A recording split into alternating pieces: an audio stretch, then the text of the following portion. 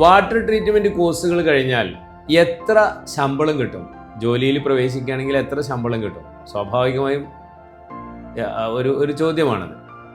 ഇന്ത്യയിൽ മിനിമം പ്രതിമാസം ഒരു 50K ശമ്പളം കിട്ടുന്ന മേഖലയാണിത്. പക്ഷേ വിദേശ രാജ്യങ്ങളിൽ അങ്ങനെയല്ല. പ്രത്യേകിച്ച് ഇത് ഓരോ പ്രോജക്റ്റിൻ്റെ ഭാഗമായിട്ട് വരുന്നതാണ്. മില്യൺസ് ആണ് ഓരോ പ്രോജക്റ്റിൻ്റെയും കോസ്റ്റ് എന്ന് പറയുന്നത്. അതിനനുസരിച്ച് സ്റ്റാൻഡേർഡൈസ്ഡ് സാലറി എമോളിമെൻറ്റ്സ് വിദേശ രാജ്യങ്ങൾ കൊടുക്കുന്നുണ്ട്.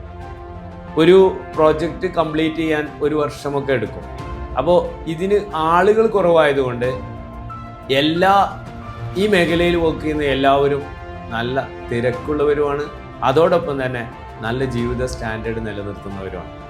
അമേരിക്കയിൽ ഒരു അവറിന് മിനിമം $49 വാട്ടർ ട്രീറ്റ്മെൻറ്റ് രംഗത്തുള്ള ജോലി ചെയ്യുന്ന ആളുകളാണ് ചെയ്യുന്നത്.